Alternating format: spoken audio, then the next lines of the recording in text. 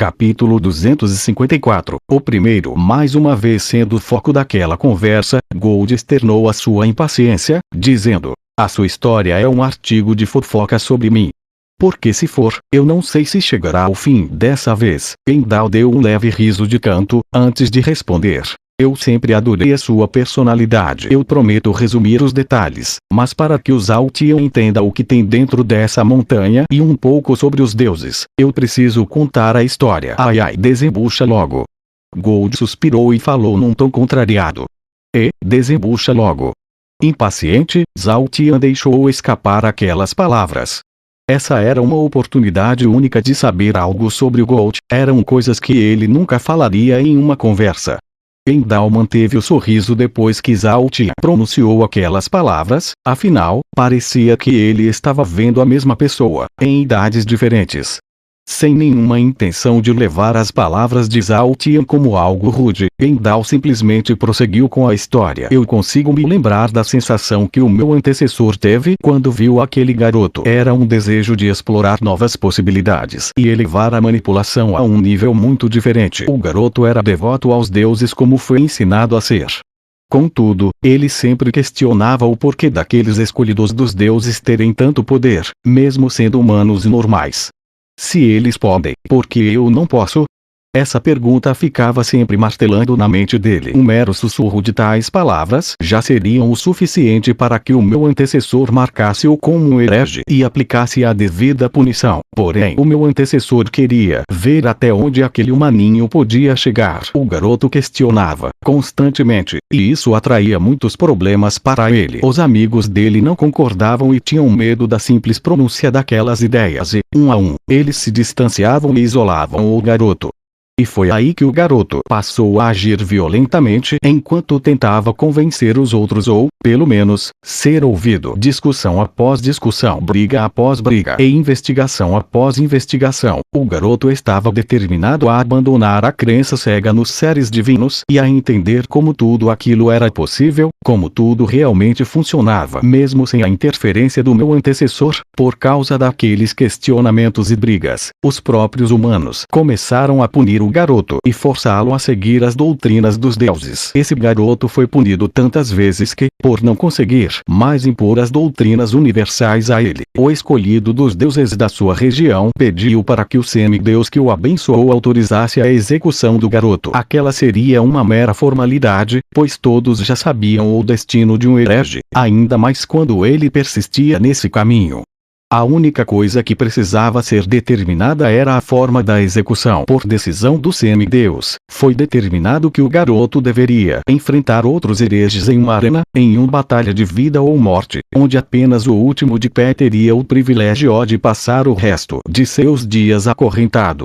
A liberdade não era uma opção. Quando a batalha começou, o garoto enfrentou 13 adultos. Apesar da discrepância de idade, o garoto conseguiu matar 6 homens e terminar de pé, sendo que o restante deles tinham matado uns aos outros. Com aquela vitória, a partir daquele dia, o garoto que sequer teve a oportunidade de limpar todo o sangue e tripas que cobria o seu corpo, seria acorrentado em uma masmorra e passaria o resto de sua vida lá.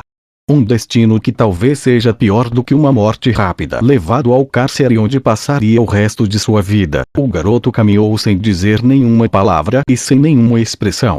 Qualquer um que olhasse para ele diria que ele tinha desistido de viver. O fato era que o garoto realmente estava em choque, mas não era por causa da batalha que acabara de acontecer, tampouco por causa do cárcere. A luta naquela arena foi sangrenta a ponto de mexer com a cabeça do garoto. Contudo, durante aquela batalha, o garoto descobriu algo muito mais importante do que a vitória. Durante a luta, quando ele abriu 2 homens com golpes de espada, o garoto viu que dentro deles havia algo anormal, uma coisa que não se parecia com um órgão humano. E, também, essas coisas, em cada um daqueles homens, tinham cores diferentes. Depois de tanto procurar explicações para tantos segredos, o garoto descobriu que dentro do próprio corpo humano havia um segredo que ele sequer tinha cogitado. O garoto tentou descobrir se ele também tinha aquelas coisas. Estímulos físicos, mentais, foi feito de tudo, mas ele só conseguiu comprovar a teoria quando ele arrancou um de seus dentes, afiou e usou para abrir a própria barriga dourada.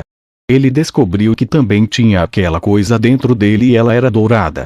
Aquela coisa se parecia com uma espécie de árvore que espalhava as suas raízes e galhos para todo o corpo do garoto. Contudo, não havia nenhum sinal de circulação sanguínea dentro dela. Na verdade, parecia que aquilo estava sem vida enquanto um fino raio de luz solar passava por um pequeno buraco de iluminação e o garoto usava aquilo para enxergar dentro de sua barriga. Ele tocou na coisa e, apesar da dor, ele sentiu uma espécie de formigamento por todo o corpo. Também, ele percebeu que a coisa ficou com um minúsculo ponto brilhante na região onde a luz tocava. Com certeza, isso está conectado ao meu corpo. Será que isso precisa de um tranco?